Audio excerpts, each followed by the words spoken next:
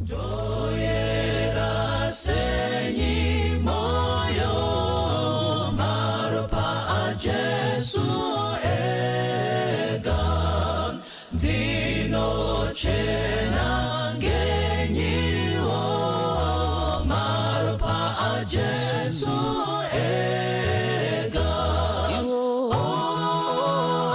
akana kisa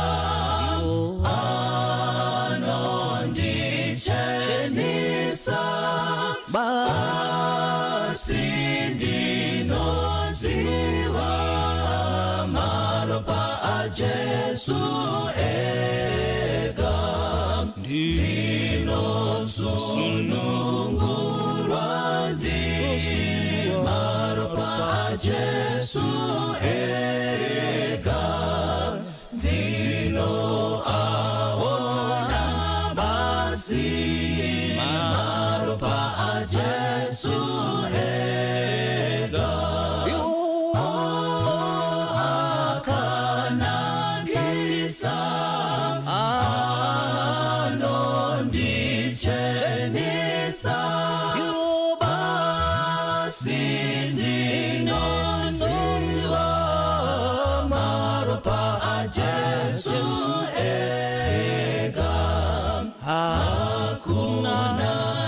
Chimwe chiro maropa a Jesu ega kurekera zvitadzo maropa a Jesu ega akana kisa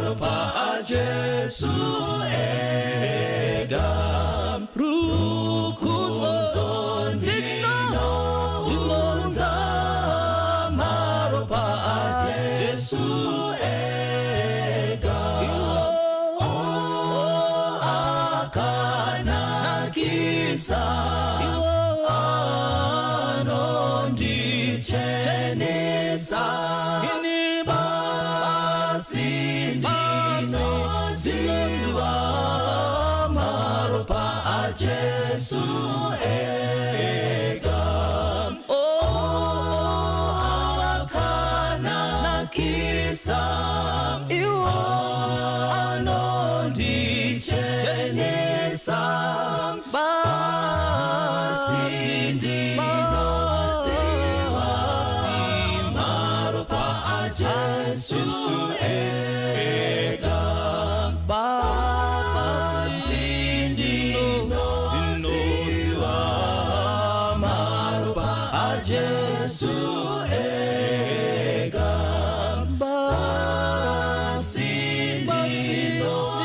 ziwa maropa a Jesu ega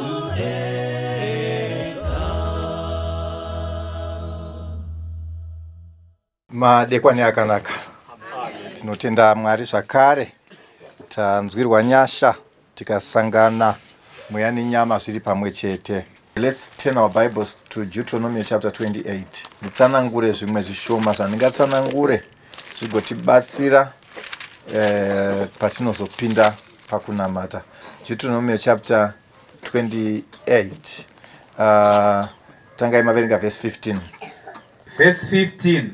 Asi kana uchiramba kuteerera izwi raJehovha Mwari wako, kuti uchenjere kuita murayiro yake yose nezvaakatema zvandinokurayira nhasi, kutukwa uku kwose kuchaitika kwauri, uchatevererwa nako. Uchatukwa muguta, uchatukwa mumunda, dengu rako richatukwa, nomudziyo wako kukanyira chingwa. Zvibereko zvomuviri wako zvichatukwa, nezvibereko zvevhu rako, nezvibereko zvemhou dzako, namakwayana amakwai ako. Uchatukwa kana uchipinda, uchatukwa kana uchibuda. 20. Jehovha uchatuma pamusoro pako kutukwa nokunyonganiswa nokurangwa pazvose zvaunobata namaoko ako, kusvikira waparadzwa uye kusvikira wakurumidza kupera nokuda kwezvakaipa zvaunoita zvawakandisiya nazvo. Panapa Mwari vari kupronounce macases. Hanzi, thou shalt be cast in the city and thou shalt be cast in the field. Uchatukwa muguta. Ufunga kuti rega nditsvage munda. Agriculture ndinoita senyi? And you'll be cast in the field. Cast shall be thy basket and thy store. Saka mudziyo wako ukanyira chingwa watukwa ndika. Nedengu rako mauri kuda kuchengetera zvinhu zvacho. Muchaita senyi futi? Muchatukwa futi. Zvikanzi zvibereko zvemiri wako. Moza kuti unogona kubereka vana vasina mhosva asi vakatukwa. Ndosaka Bhaibheri kuna Exodus chapter 20 verse 5 richiti ndinorova vana nekuda kwezvivi zvavabereki vavo. Ndinorova vana nekuda kwezvivi zvamadzibaba avo kusvikira kurudzi rwechitatu nerwechina rwevanondimukira. Anyway, handisitaura nevabereki. Rega nditaure nevana vacho. Unogona kuberekwa usina chawatadza asi wakaberekwa neropa rakatukwa. Saka kana waberekwa neropa rakatukwa, chii chinoitika? Zvituko zvese zviya zvataurwa zviya zvinenge zvichiteverana nani? Newe zviya zvataurwa zviya uchabinduka uchiita zvizhinji, but cast be your basket and cast be your storehouse. You'll be cast in the city and you'll be cast in the field. Kuna vanhu vakasiya Harare ino vachifunga kuti muHarare muchagarika, it's better out there, especially ukaona land. Vakaiwana land, vamwe vane 30 hectares, vamwe vane 40 hectares, but ukamuona achibva uko so, vamwe mazera yedu, unofunga kuti ndaona ancestor. Vangosara maziso chete kuti munhu akaita sei. Kuti mazana handisi muno ndaya zvetauni ndakazvitadza. Unosvika saka kana uri kuti zvetauni wakazvitadza, handisi kuona unge kwauri iko uri kuzvigona. Verse 28. Jehovha uchakurova nokupenga, noupofu uye nokukanganiswa kwomwoyo. Mira havana kunzwa. Ndikutaura pamusoro pezvituko. Ndati nhasi todaita sei isusu? Toda kunamata handidika. Zvanzi Jehovha uchakurova nechinyi? With madness, nekupenga, kurasika njere, asi iri a curse. Handidika. Zvikanzi kana kuti blindness. Kana kuti chinyi? Kukanganiswa kwemwoyo. Pane here pakati penyu vakamboita murwere wepfungwa mumba vakafunga kuti maybe this is a case, as much as a case may have medical explanation. Azoti kana munhu ane chituko hamwi mapirisi akarara zvakanaka. Makambozvifunga here kuti mamwe maziso atinopfekera magirazi aya, mamwe acho aida kungonunamatirwa kuti chituko chibve tione tisina magirazi. But we thought we are so modernized zoti we forgot kuti zvinogona kuitika kuti upofu hunouya nekuti chava chituko. Uchatsvangadzira masikati sebofu rinotsvangadzira murima, haungafari panzira dzako, ucharemedzwa nokubirwa nguva dzose. Haungafari panzira dzako. Hanzi haungafari panzira dzani? Makamboona kuti kune vamwe vanhu vatisati taona kufara kwavo kubva patakazivana navo. Kana kuti kubva pawakaroorana naye. Hausati waona kufara kwani? Arinongoti kwindima. Asi haasi munhu yaya akaipa. Grocery anotenga munhu akangoramba saka yanenge achitozviprida. Hanzi handidi zvekutaura. But chawakangoobserva pari, ane dzimwe nyora mbiri dzausinganyatsonzwisisa kuti dzakaita sei. But mari anayo, but the man is just not happy. Vana vakanovada zvoti anovatora achivaendesa achinovaigirira matekaway achinovatengera ice cream, but the man is not happy. Anogona kutotengera mukadzi wake imwe mota yaane imwe, but he is not happy. Ucharemedzwa nokubirwa nguva dzose. Amira. Kana tichitaura kuti unoremedzwa nekubirwa, asi kuti vanhu havabirwe. Kana tichitaura nenyaya yecase, tinotaura nenyaya yepattern. Unogona kutarisa pattern yacho soga. Uchiona kuti izvi kubirwa kuriko hako mazano, but zvepamba apa kapo hazvisisinei neumbavha hwevanhu zvaane chikuita nevari kubirwa vacho. Muri pere? Zvoti akatoba musi weMonday, Chitatu anodzoka kuzopesa zvaanenge atadza kutakura. Iko kuine dzimwe dzimba hobho dzavasati aba, rega ndichinopedzisa zvandakasiyanisina kuita sezviya ndisina kutakura. And pattern yacho unogona kutoiona, unogona kutaura kuti zvinoitika mwedzi, certain period of the year. Unogona kuziva kuti gore rakapira ndiwo nguva yachei, gore rineri ndiyo nguva yachei, and unotozviziva kuti kana zvakuda kuitika unotoziva kuti nguva dzacho dzakwana. Ucharemerwa nekubirwa. Vanogona kusaita zvekupaza pamba, vanokubira ikoko, unoziva kuti unoita kunge chituta, unomutambidza iwe mari.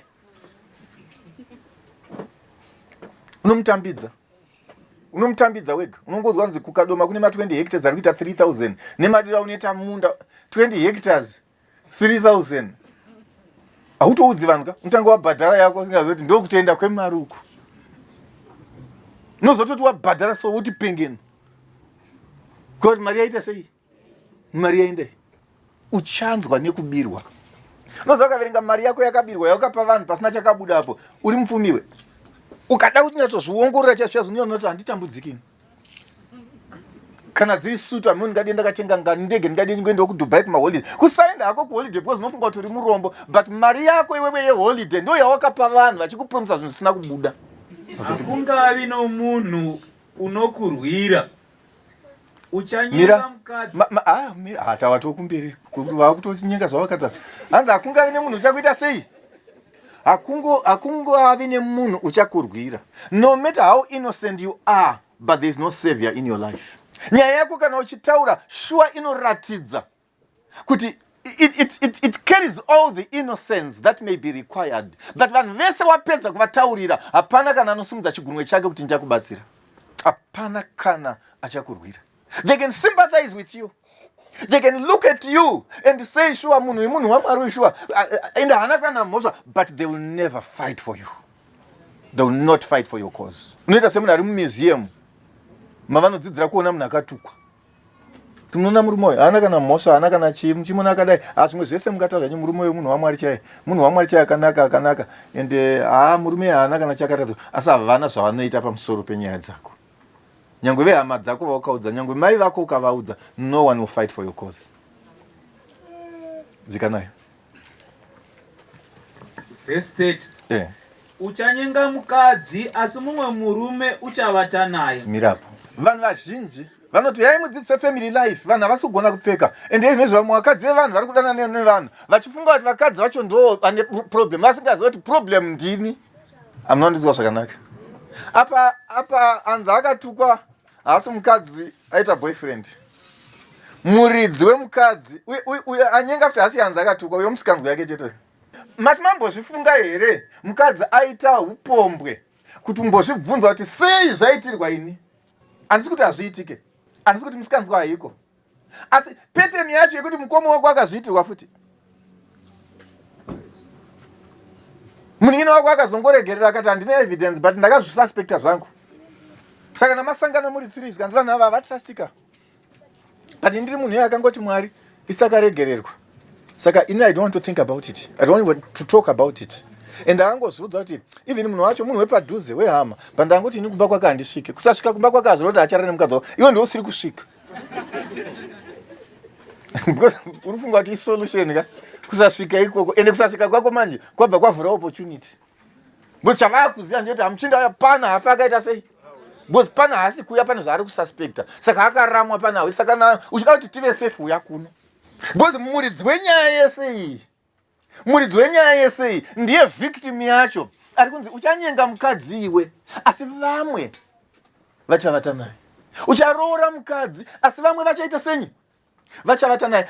Inzwai munzwe, I'm not here to try and defend sin, but I'm here to address this victim to say, panapa pari kunzi, there is a certain type of case inogona kuya pamunhu zvekuti nyange ukatora wechipiri mukadzi anongorara nevamwe varume, nyange ukaramba waunaye iye wacho waunotora iyeye anongoita zvakadaro. Nemhaka yeyi choice yako neropa rako rinongonodondana nevakadaro nokuti zviri mauri. Vangani vatinopupurira mucheche?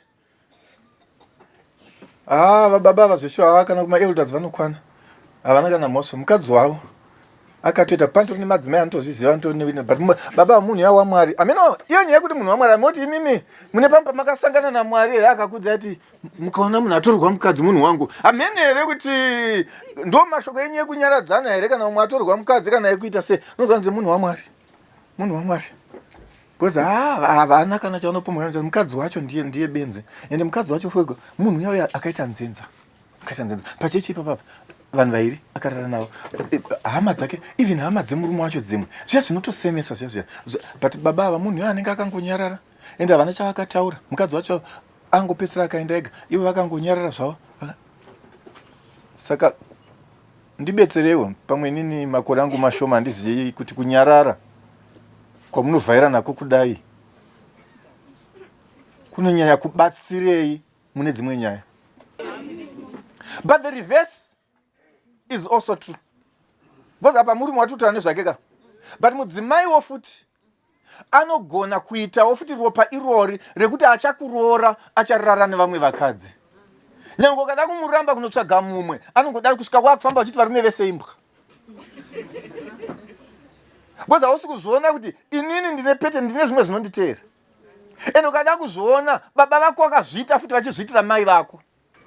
Ukada wanyatsozvitarisa sisi vako vakazoona chimwe chikomana chakutouya pamba chiduku pafirstborn yavo chemukadzi akamitiswa nababa mukuru wavo kubasa. Vachingoti iye ndiye akandimanikidza, ndakangotiunza mwana inini zvekandiri. Kana achida kutumirwa mari yemaintenance ndakangoti ini hausafonere nini, unofonera adzimai vangu. Nyange ukanzi adzimai vacho ndima akufonirwa negirlfriend yake akamitisa, does that change the circumstances? Kuti girlfriend yazofona pafoni yani muri kubhabhatidza chitema.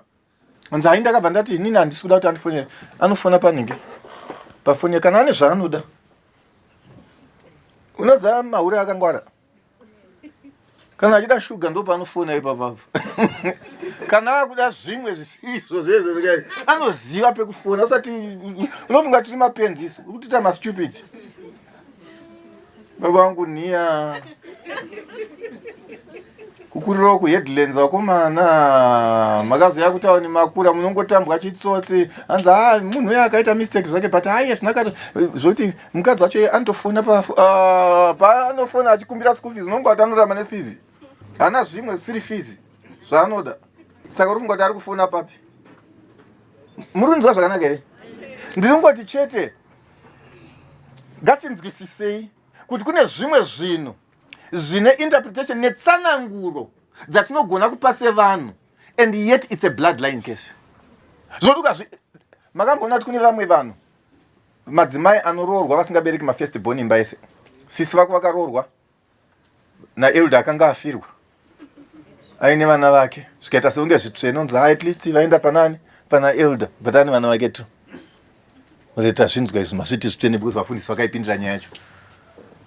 Anovateedzera abva aroorwa, vatochata, ndopakabuda mumwe mukadzi ane nhumbu. Ava sisi havasati vabata chi, nyangwe vaibata asi ine mwedzi mishoma pane iyi yakazobuda. Saka firstborn haipera. Akake kupenga kakati manje nandimbodi munhu ane mwana wake kakazoti kamo mumarriage after 9 years ndopakaya chikomana chine 13 years. Zvoti baba wacho iye murume wacho anga asingatoziva kuti anomwe mwana musango. Musikana wavaidzidza naye musi wakadzima magetsi mva vangobatana haana kuzombodzwa nzi pane zvakaitika. Chongori kana chasvika nzi musi waya pakadzima magetsi tiri kuboarding vakandibata ndakazoona ndaane nhomu ndiri kumba, but vabereki vangu vakangotsamwa vakati haikuna kutaura naye. Chine 13 chichimira nyange kada unodaidza uya tinashe.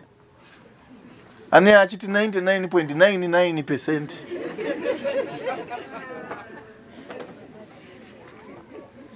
Imapa mune chenyu chikomana chine 7 years chachichifara chichinzi ndo baba wepano, ndo baba wepano, ndo baba wepano.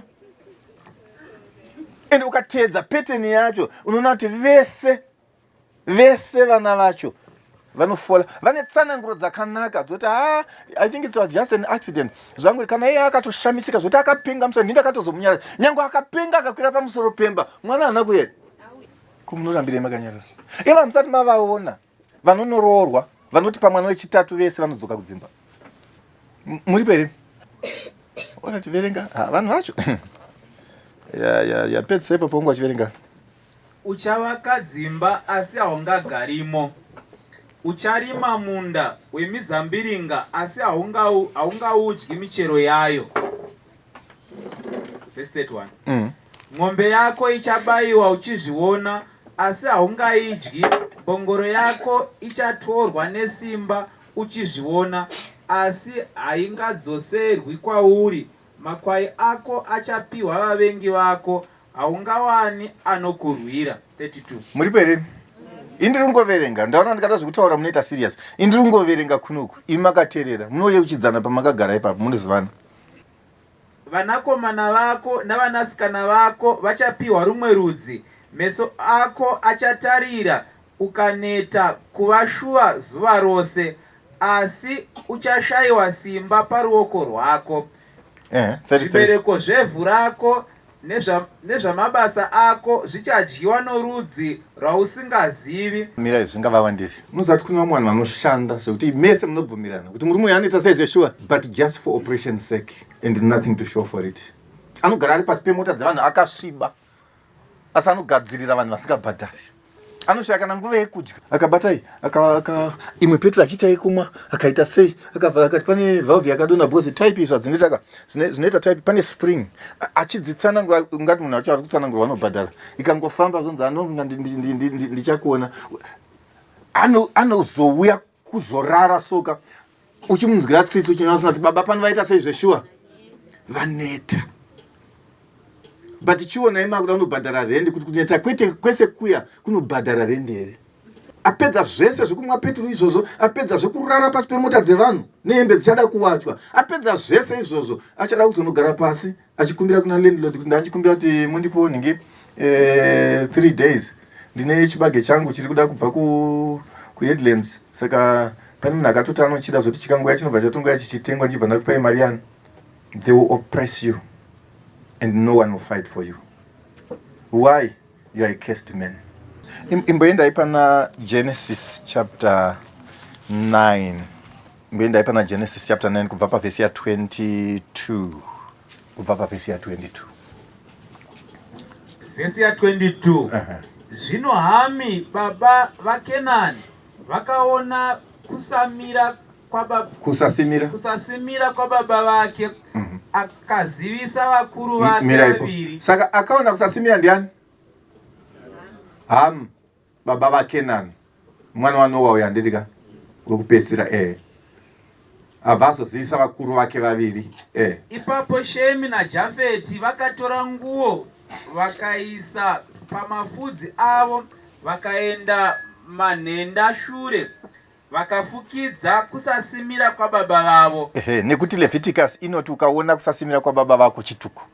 Saka vakomana vakauya nemanhenda sure vachiavoida chituko chekuona baba vakashama. Asi Hama akanga aita sezvake angaona.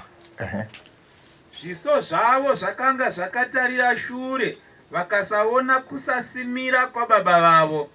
Zvino Noa akapengenuka pawaini yake, akaziva zvakaitirwa nemwanakomana wake muduku. Miraipo. Saka Noa paakazove soba, hanzi akaziva zvaakaitirwa nemwanakomana wake muduku, akatoziva zvakaitirwa akaziva nemunhu wacho. Kuti mwanakomana wangu muduku ndiye azviita sei? Mwanakomana muduku wa Noa ndiani? Ndi Hamu. Saka Noa akapengenuka akaziva zvaangaitirwa nemwanakomana wake muduku Hamu.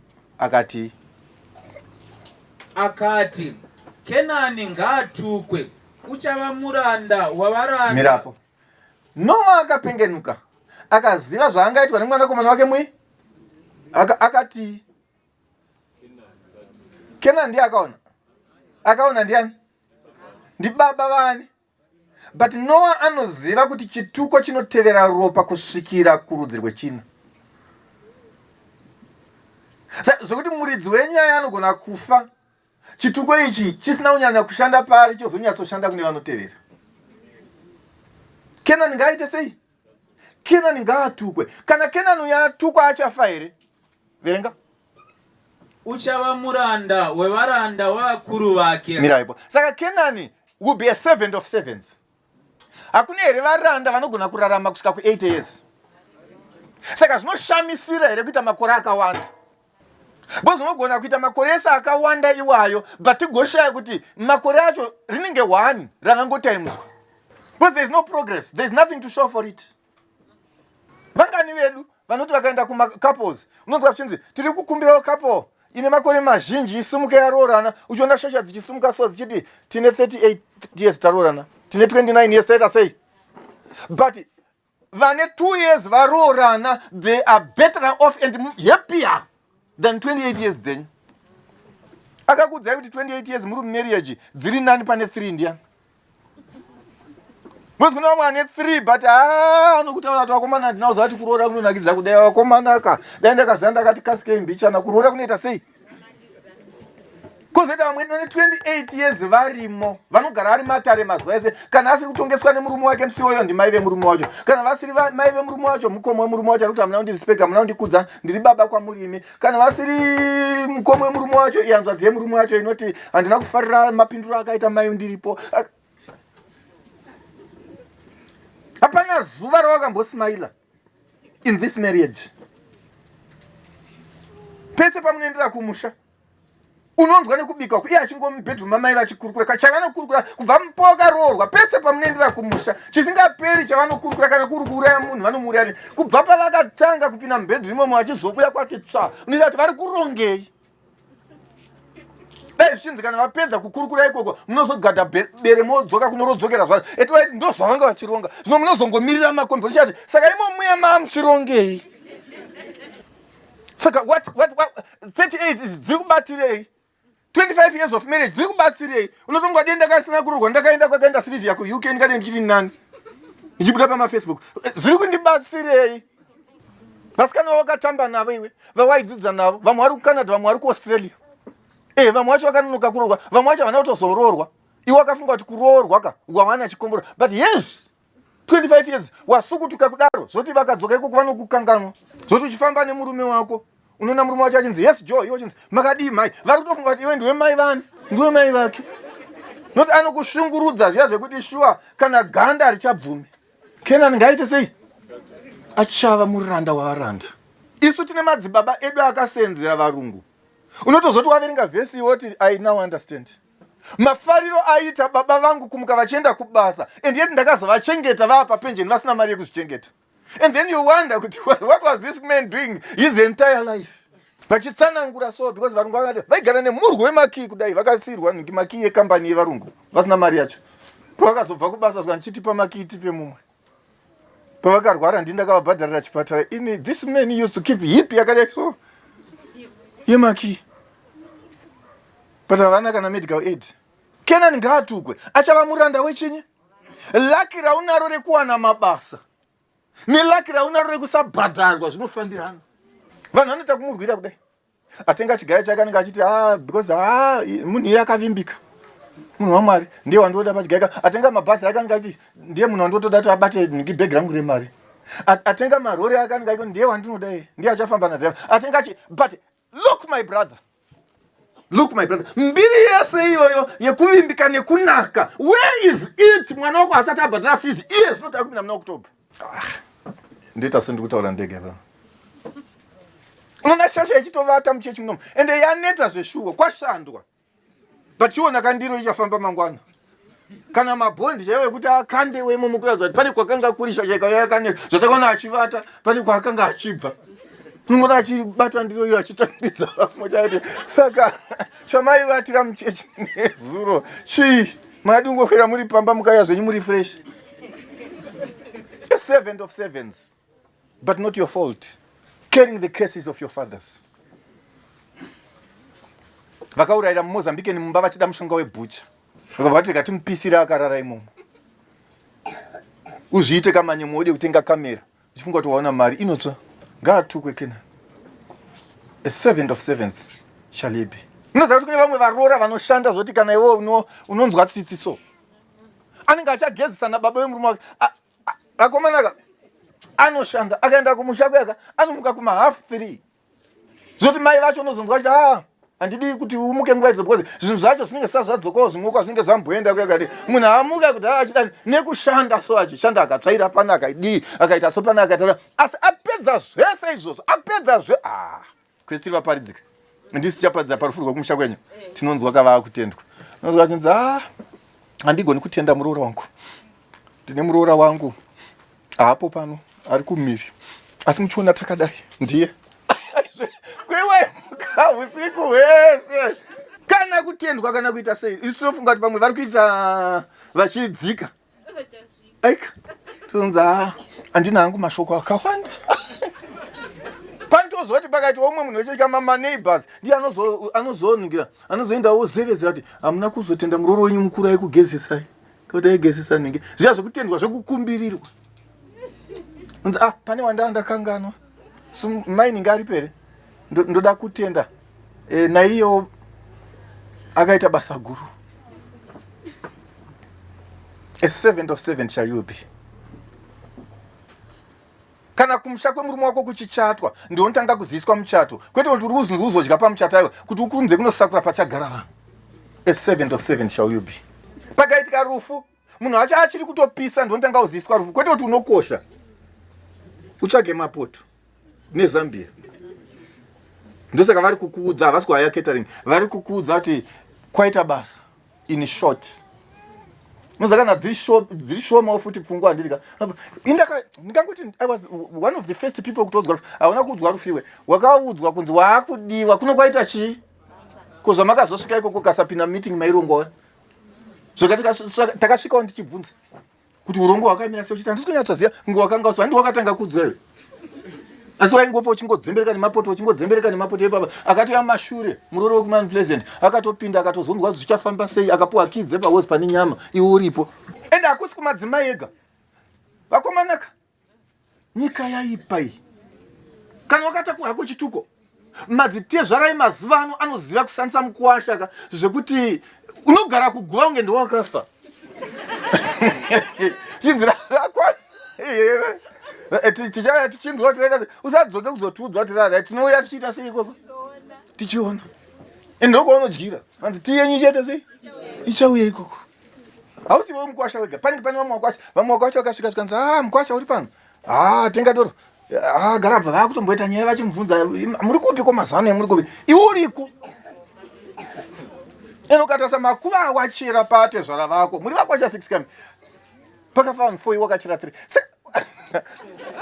regai ndinyarare ndozoita zvonge ndiri kunetsana nevakwasha but I'm just you know what sometimes you get so cursed zvoti you think cursing is a profession zvoti ukanzi kwafiwa unobva watoenda netambo yako nei yekudzikisa box neineka unogara watotakura kare alright pesa kuverenga pachapter 9 ipapo verse 26 handisi kuzi indoda unamata but ndoda kutsanangura umwe munhu kuti anzvere upenyu hwake nerwendo rwaafamba amboonawo kuti is this not the story of my life zikanai akati Jehovha Mwari waShemu ngaakudzwe Kenani ngave muranda wake Mwari ngaakurise Jafeti mira Jehovha Mwari waShemu ngaaite sei Kenani ngave muranda wani asi iye Jafeti achikomborerwa Kenani ari chinyi vangani vakapuwa mapurazi avasiri kurima vachirimisa vanin'ina vavo kana vakoma vavo ivo vachiwana fuma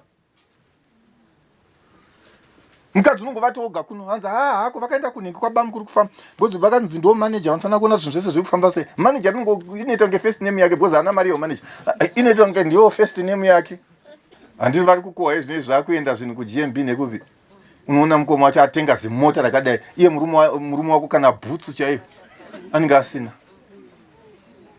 A servant of servant. Kana vakutokanza muchinda uyu so ane ruoko rwakanaka.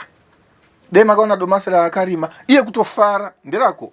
Muridzi waro akatora akanoita mari naro pamba pake ukapaona so unoona zveshe vari kuna vanhu vakakomborerwa. But ivo kana vachitouya kumunda ikoko vakasvika kuma 9 half 11 vanenge vakutoita sei? Vanenge vakutodzokera. Kana vachiuya kana vatombuka because kana ndiri kweni vanongoziva zvinhu zvese zviri chinyi zviri right. Ngaakudzwe Mwari waJafeti. Kenan ngave muranda wake. A servant of servant shall he be.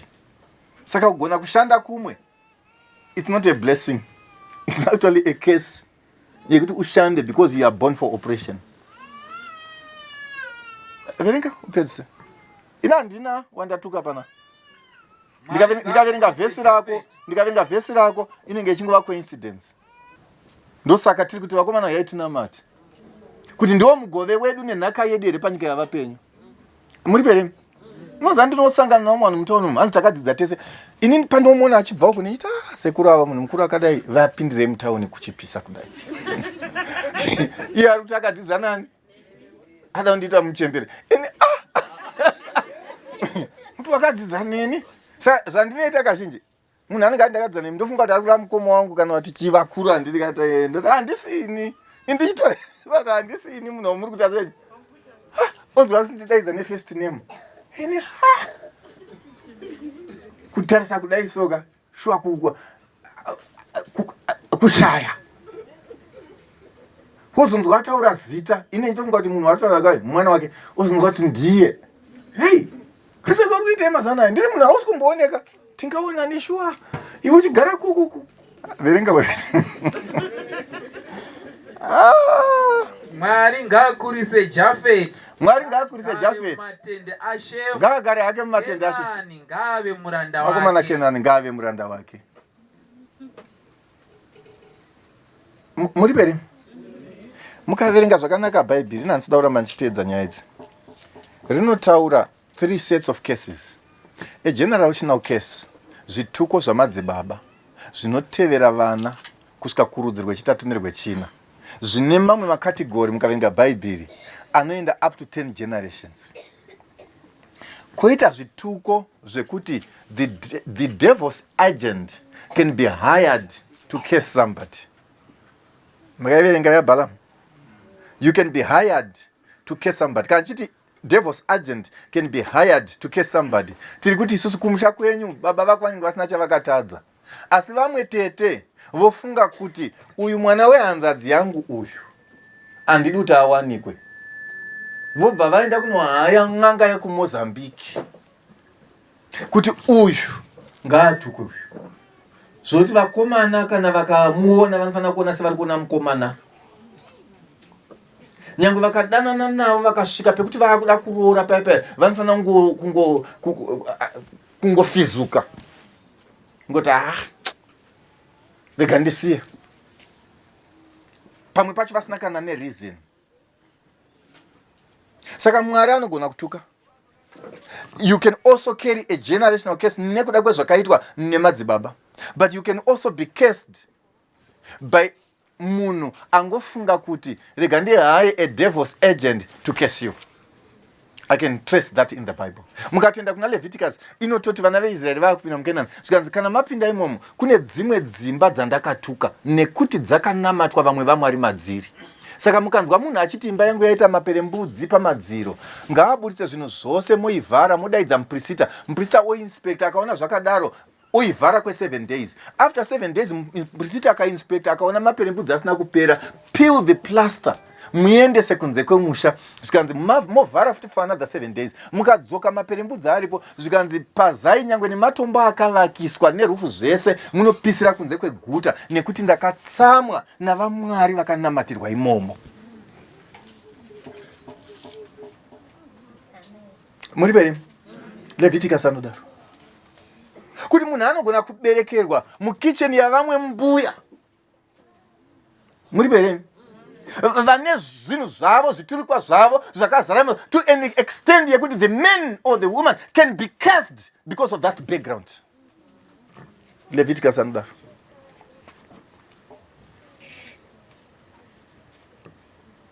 unogona kugadzirwa musoro ka zvoti vanhu vanofamba vachitora mapictures asingakunyengi. Vanhu vanotobvunza kuti makagadzirwa kupi, asi vakomana havabvunza kuti munonzani. Ukaona mukomana achitokumisa ada kutobvunza shamwari yako kuti musikana uya mawangoonai uya akamira sei. Education does not redeem a cursed man. Unogona kunoita mamasters matatu, but kana baba vake vakawana kusasimira kwa baba vavo, you are a cursed man. Uchashanda kumba kwa Jafet. Unozoti kana musungu waita camp meeting, ndipo unozoita sewa promotwa kunoticha sabasi kuyepa camp meeting kana maticha zvimapepa zviya zvamune muchiticha maskati zviya. Chitendera ukabva uko ticha nhasi ndoda kuticha nyaya ndoda kudzidzisa pamusoro payo inyaya yeutano hwemunhu, uchitsanangura physiology soka, uchitsanangura maumbirwo akaita mwiri wemunhu kuratidza kuti zveshua pane zvaunoziva. Asi kana tangodzoka uke meeting hakuna kana unouya kumba kwako achikubvunza kana unoda kubhadhara mari kuti umudze kana ari kuita form 4 anoti ndidziseiwo ninge zvebiology havauyi. The cursed man. No amount of education can redeem you. Vangani vedu vakaenda kuSouth Africa, asi unotopedzisira wamutumira mari yebhasi kuti auye kurufu kunoko achingotendera kuna kunomira zvakanaka, asi zvacho asimbofamba ende randi yezvine zviradzikira. Saka uri kuitei kubva pawakaenda? Ndotoona kuti kuno kuri nani, ndikauya ikoko ndobata che education kana kucrossa border hakusuki zvituko zviri pauri. No crossa border kunoita house maid. Munhu wakatiza kushandira kunoko ukwarusape unomushandira kuPretoria, saka wadi ungopinda basa rako kunoko. Hakuna mama vanobva kwarusape kunoko.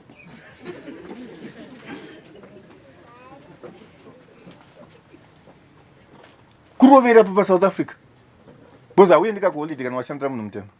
Paunoda kuenda kuholiday ndo paari kuenda wanza apamba pasari pasina chi pasina munhu uchingotendera uri mumwe akaenda kuSouth ari kwa bozi tikanzwa South tofunga molka tofunga ndo pauri uri pa mall. Kuzi vantaura vazotaura kuti ari kuSouth mumba. Muri kundinzwa reni? Ndinorova vana nekuda kwezvizvo madzibaba avo kusvika rudzi rwechitatu nerwechina rwanondimukira. Dambudziko redu nderekuti tinogona kupedza masvondo matatu panapa tichiparidza zvekuenda kudenga, hatisati taziva kuti kudenga toenda rini. Ndatimbogadzirisai zvepano tozoenda kudenga takafara. Vamwe vacho kana tiende nemi kudenga, you cannot be my neighbor. Uchigara wakasauka kudaro because upenyu hausi kuvata zvakanaka. Ngatigadzirisei zvepano zvekusasimaira uku. Kuti kana tava kudenga, you have got testimonies.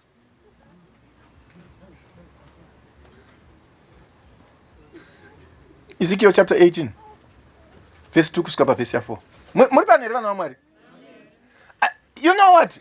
Vanhu vazhinji vanotsvaga mharidzo dzakadzika, and yet our problems are so bare. Dziri pachena.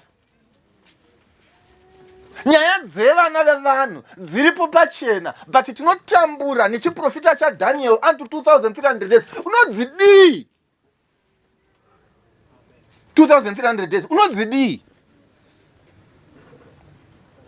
Ndio dambudziko rako. Hakuna vanhu vakarurwa vasingazivi metsi.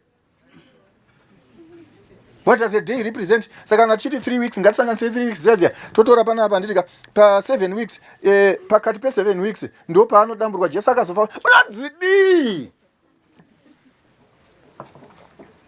I'm talking to somebody here. Tiri kutsvaga zvakadzama and yet zviri pachena zviri kuoneka nezvaunoona iwewe asati zvagadzirwa usati waenda pana Mwari. Kunoti Mwari, I want to state my case. Ndozvakataura naJob ka. Hanzi kana pana anoziva kunogara Mwari dai andiudza. I want to go and state my case. Kana ndichifa ndoita sei zvangu, but pane zvandoda kubvunza Mwari nekumuudza. I don't deserve what I'm going through. Noti Job aive shamwari yaMwari. Aichika Mwari achinzvenga zvakaipa. Saka akati no Mwari no. Indajara kugara zvakanaka. Upenyu hwangu hwese ndandakagara zvakanaka. Nyangwe zvipiriso handaumbonetseka nazvo because ndandine zvinhu zvani. Magarira ndikuita kana pana anoti anoziva kunogara Mwari ndiudzeiwe so that I can go and state my case. Muri kunzwa shamwari yaMwari? I want to go and Job hasi kuti matononoka tenzi vamwe vadzokera dai machuya munitore tende kucha haasati afunga zvodaenda kudenga. Ari kuti no I don't want to go to heaven. Ipo pandoti tipedzerane timbogadzirisana zvipano zvekudenga anozouya nguva yaanda kuuya asi indigere zvakanaka. Unaziva kana kana wakomborerwa zvako ka hausine hari da kumhanya kudenga zvimwe zvamuda kudenga zviripo panapa zvimwe zvacho zvamuda kuendera unonzwa munhu achinetsa because kudenga mune tichidya mafruits hapana mafruits ere kuno akangozara tauni yese mafruits ndo atingaendere kudenga kunosvaka kudenga mafruits pinda kama Pick n Pay unoona kuti mafruits anozara kubva kuita munda wemafruits asi ndo pamwe unonzwa mumwe munhu achiti kana tichinge taponeswa tichatanha mafruits tichidya unotanha mafruits uchipa mwana wako uchatanha mafruits now I'm saying men come to town tomorrow. Come to town tomorrow. Fruits are there.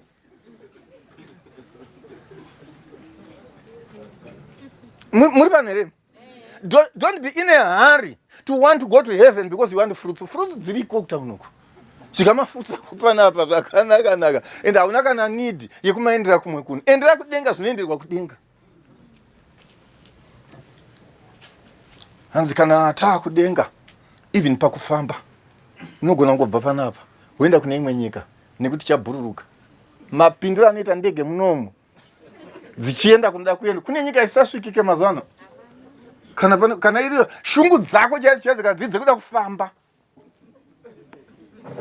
muri panere kana shungu dzako kuri kuda kufamba that's not a good reason for you to aspire to go to heaven. To yearn to be in heaven because you want to travel is a sin. Kada ufamba mazano even online unongotenga matiketi ako ungonokwira unoenda kana kunoyera unosvika imam sikundinzwa munzwa ndiri kuti uyai tiende pamberi paMwari let's state our case kuti Mwari handizvidisi handizivi why zvakadai Mwari ndidzikinure free me deliver me from this wagara zvakanaka manje unoza dambudziko renhamo nderekuti nyange uri muparidzi unoparidza zvinhu zvokuti ukazoita mari manje unozoona kuti hachisi chitema bozi waiparidza shungu unosvetuka kusvika pasoka uchipopotera vanhu uchifunga kuti chitema ka because iwe hauna chi hauna mari ukazoiwana manje mari takakurira kaya muchechiso kwaiparidzwa so kuchibva kwanze unoona munhu achitenga newspaper chechi isina kupera isemga kuti chitema isi kutenga chi newspaper unozoti mari waiwana manje isatengi 1 ka totenga SN mtupo yawo wotopinda unotenga nemamwe eSouth Africa arimo maPick n Pay unotenga Sunday Times muri pere but taitukira munhu Herald ngatenge newspaper chechi sinopira kuita sei muri kunizwa zvakanaka imi kune zvimwe zvokuti kana wakagara ipapa unonzwa shungu zvokuti unogona kutovenga muparidzi kuti ari kutaura sei toda kuenda kumushaisi toda kunozorora unogona kutozorora pano kana wabviswa chituko ipo pano unogona kunyatsozorora kunozororeka ipo pana pasi hakuna kuenda kudenga kunozorora we're not going there to rest. We should go there for other things. Kana tasvika ikoko Mwari ane urongwa nesu kwete kusvika ipapo tichidikitira tauya kuzozorora saka muri kudei muno. What are you here for? Let's rest here. And for us to rest, Mwari ngaatibvise pazvituko zvamadzinza.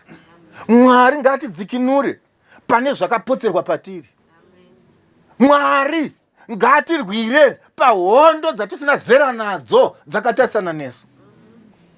Dzimba idzi munodzi extenda idzi mabedroom akawanda but kubva pamaka extenda dzakambobata hope mazuva ese 1 dzinosara dzochaya munhu wasvinura kunosvika kunze kuchinoedza pamba pako kusabiwa isi because unenge wakasvinura ndo zvatinoda kunamatira kana muda zvekuzorora kuti Mwari ndipeiwo hope. I built this house because I wanted to sleep. But kana zviri zviita vanhu zvokuti ini ndisarare Mwari, I want to go home tonight and sleep. Verenga Ezekiel. Muri panere vanhu vaMwari. Bosi taakuda kunonamata. Muri panere vanhu vaMwari. And I don't want pretenders. I don't want people who are so sophisticated. Idzo nyaya dziri pachena. Vanotsvaka zvinhu zvikure kure zvinonetsa kunzwisisika idzo nyaya dziri pachena. Dzevana vanoti mazuva ese vakaenda kunorara anonyatsonzwa ndakarara nemunhurume pana pasi asina murume ende paanomuka anonyatsonzwa ndakarara nemunhu asi munhu haasi kumwe. Ndo nyaya dzatiri ngoti vatakagara pano kuti nhai Mwari ndo mugove nenhaka yedu here panyika yavapenyu. Is this how we should live? Kana pana anoziva kunogara Mwari, ndiudzeyu, I want to go and state my case. Verenga? Ezekiel 18:2-4. 2 kusvika pa 4. Ndokudiniko kana muchibata netsumo iyi ndinonzwa muchiti madzibaba edu akadya mazambiringa anovava, meno evana akaita wadziri, noupenyu hwangu ndo zvinotaura Jehovha. Yes.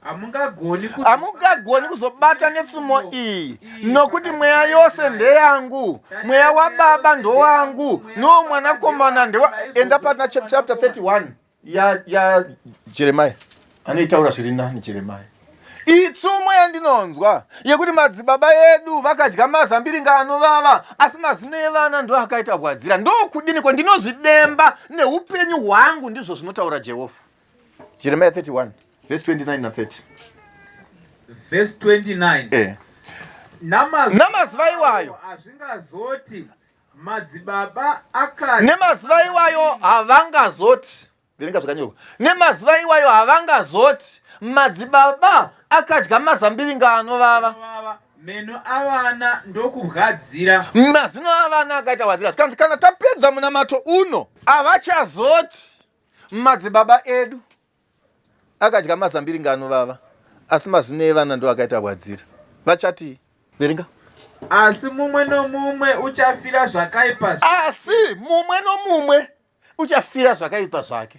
Mumwe nomumwe unodya mazambiringa anovava. Umwe nomumwe unodya mazambiringa anovava, mazino ake iye. Vanodzwa.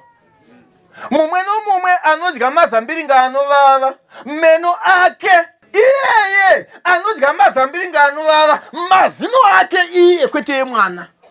Asi irangano nesungano kune hama dzangu neshamwari dzangu dzandafamba nadzo, ndizvo zvinotaura Jehovha. Dzika nayo. Verse 30. Asi mumwe nomumwe uchafira zvakaipa zvake, mumwe nomumwe anodya mizambiringa anovava, meno ake achabwadzira. Verse 31. Alright, takurega 31 because inongonotsanangura futi kuti mweya wababa ndewangu, newe mwanakomana ndewangu, tichienda mberi. Asi ndiri kufara kuti Mwari ane sungano nehama dzake. Mwari anozvidemba pamusoro pevana vavo nekushukurudzwa kwavo. Mwari anoti ndapika nezita rangu kuti kana vari hama dzangu vandaita navo sungano itsva, iyi sungano yezvivi zvamadzibaba ichina simba pamusoro pavo. Havachazoti madzibaba edu akadya mazambiringa anovava, asi mazino evana ndo akaita bwadzira.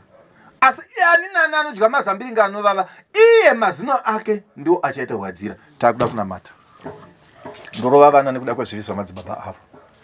Ndichakurovai noupenzi neupofu. Uchapfimba mudzimai, asi umwe acharara naye. I could have gone on and on and on and try to list the cases in the Bible. But I see on nyaya yedu nasi. We are not in a theological school. If anything, tauya pano kuti Mwari deliver us. Deliver us. Ariperi pakati pedu anoti Mwari, I've had so many questions muupenyu wangu. I have so many suspicions. I have so many things without explanation. There are so many things that are not adding up. Asimadekwa nano Mwari, mandizevezera. I look back, Mwari ndiri kuona exactly as you were speaking and talking to me. I can see the footprints of cases in my life. I can see wondo dzemuupenyu hwangu dzisina tsananguro, dzisina shumo. Kuna mwana anotambira mari dzinotyisa pakati penyama, but they have nothing to show for it. Anongoitambira weibata paanoitambira, but other than that hana zvimwe zvinobatika zvaanazvo zvinoratidza kuti mari yese yakambopfuura nemumaoko ake. Asi pamadekwana ano tiri kuti Mwari tinzwirewo nyasha. Tinodzoka kwamuri Mwari pamadekwana. Toda kutendai Mwari, hamuna kutikangana. Svondo rino makazviita mahune, nokuti pane vamakanga makazangana navo. Kurwadziswa kwevana venyu hakuna kuvanzika. Misodzi yavo haina kuvanzika pamberi penyu. Hondo dzavo izhinji havana zera nadzo. Hatizivi Mwari kwazvakabva nako. Hatizivi Mwari pazvakapinda napo. Asi madekwana ano tauyawo Mwari. Takamira pachitsidzo chamatipa kuburikidza nemuranda wenyu Ezekiel. Takamira pachitsidzo chamatipa kuburikidza nemuranda wenyu Jeremiah. Kuti munoda kuita sungano nevana venyu, zvokuti havachazoti madzibaba edu akadya mazambiringa anovava. Asi ani nani unodya mazambiringa anovava, zvichatarisana naye. Nezita raJesu, irwaiwo hondo dzevana venyu Mwari. Nezita raJesu, mweya yetsvina nemweya yemadzinza, paradzai Mwari. Nezita raJesu, mumwe nemumwe wavo ndinomukumbikidza pamberi pechigaro chenyu. Isaiwo ruzhowa paupenyu hwevana venyu, wakaipa ashayiwe simba. Kana pane vakazviita zviri zvekuhayirwa vatumwa vaSatani, nezita raJesu, ngazviparadzwe madekwana ano. Zvirege kuzodzokazve, asi zvizikanwe panyika yaIsraeri kuti abata mwana wenyu, abata mboni yeziso renyu. Mwari, ndoda kunamatira vana venyu. Vamwe vacho vanoshanda zvinorwadza, vanoshanda zvinorema, asi chabuda hapana. Pamadekwana ano Mwari, ndiri kunamata ndichivakumikidza pamberi pechigaro chenyu. Deliver them, vadzikinurei Mwari kubva kumasimba ewakaripa. Kune vari kutodya vachitopfuma paziya nemisodzi yevana venyu, ngazvitukwe nezita raJesu. Tiri kunamatira vana venyu. Pane vamwe vari kutsvaga shamwari dzeupenyu. Havachazivi, they are now confused. Havachina mhinduro kuti kusvikira rini. Vaakutodya even to get into relationships because of history. Asi pamadekwana ano Mwari, simukai Jehovha mutambe mhaka. Simukai chikukudzira chedenga. Simukai Arabwe kwaJudha. Simukai Mwari waAbhrahamu, Mwari waIsaki naMwari waJakove. Simukai Jehovha, musimukire nyaya dzevana venyu. Wakaipa ngaashayiwe simba. Mwari, nezita raJesu, pinduraiwo minamato yavana venyu. Nezita raJesu, kana pane zvakaitwa muupenyu hwavo ngazviparadzwe nezita raJesu. Kana pane zvakarevererwa pamazita avo ngazviparadzwe nezita raJesu. Mwari, ndiri kunamatira vana venyu. Kune vamwe vasina kupiwa mbereko, zvichida zviita vanhu. Asi pamadekwana ano, panzvimbo ino yakaiswa nevaranda venyu vachiti ndipo pavachakudaidzai zita renyu, Mwari, rangariraiwo kurevesa kwevana venyu. Rangariraiwo kubinduka kwavo vachiroshongedza nzvimbo ino kuti Mwari munamatwe pano. Ndizvo kana manzwa minamato yedu, muvhure zvizvaro zvevana venyu. Wakaipa ngaashayiwe simba nezita raJesu. Kune michato Mwari, kune michato yaakuzunguzika. Kune michato isina kumira zvakanaka. Kune michato yaakuparara Mwari, nekuda kwemasimba ewakaipa, nekuda kwekupindira kwewakaipa, nekuda kwevavengi vasingade kugara kwakanaka kwevana venyu. Nezita raJesu tinonamatira michato yevana venyu Mwari. Nezita raJesu, hondo dzerima, hondo dzewakaipa ngadzikundwe nezita raJesu. Ndoda kukutendai Mwari. Pane vana venyu vauya pano vari kutsvaga mabasa. They have applied, they have gone for interviews, they have tried everything. Asi madekwana ano Mwari, madekwane ano Mwari, madekwane ano Mwari, varopafadzai namabasa. Ropafadzai nyangwe nemibato yamavoko avo. Ropafadzai vanoita maprojects avo, nezita raJesu vaite zvinooneka. Pakati pevana venyu avo, pane vamwe vari kuaplaya mavhisa, vari kuda kuenda asi zviri kuramba. Baba ndinoda kutendai kuti pandakamira panapa I have testimonies dzamakaita dzinotyisa.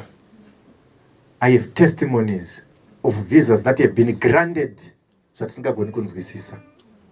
Pamadekwana ano, may they be granted the visas. Nokuti Mwari mutsvene wedu ndimi muchanyora, hakuna uchadzima. Pane vasumuka nokuda kwourwere. They've tried. They've gone to physicians.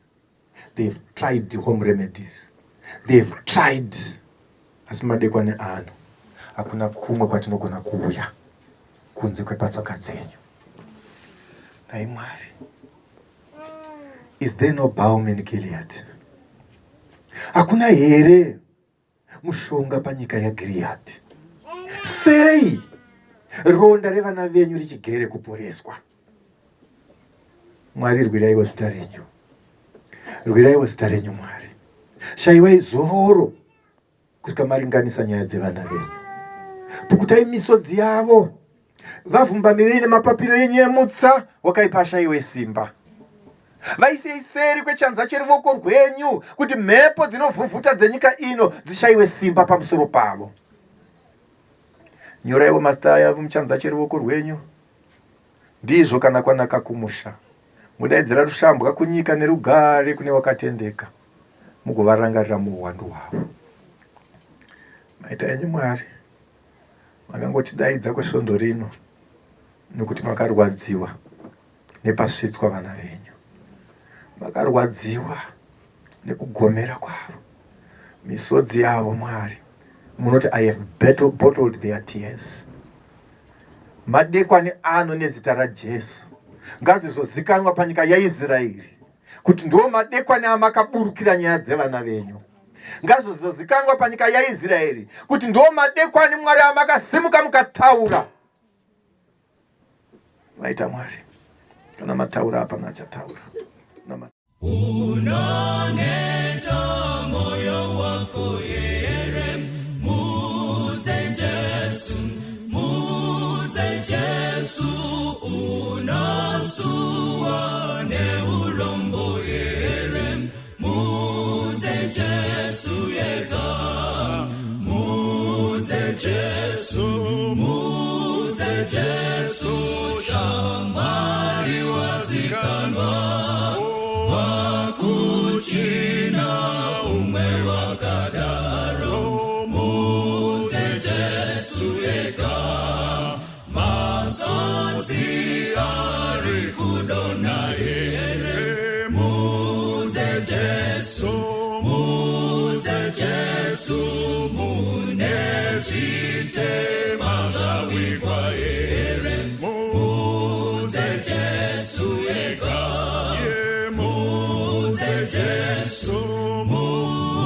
Jesu, shamari wazikanwa. Wakuchina umwe wakadaro, mudze Jesu ega. Muri kutya dambudzoro here, mudze Jesu, iye uchakubatsira iwe, mudze Jesu ega. Mudze Jesu, shamari wazikanwa. Wakuchina umwe wakadaro, mudze Jesu ega. Wacharufu runouya here, mudze Jesu, unadisa umambo wa Jesu, mudze Jesu yega. Mudze Jesu, shamari wazikanwa. Wakuchina umwe wakadaro, mudze Jesu yega. Mudze Jesu,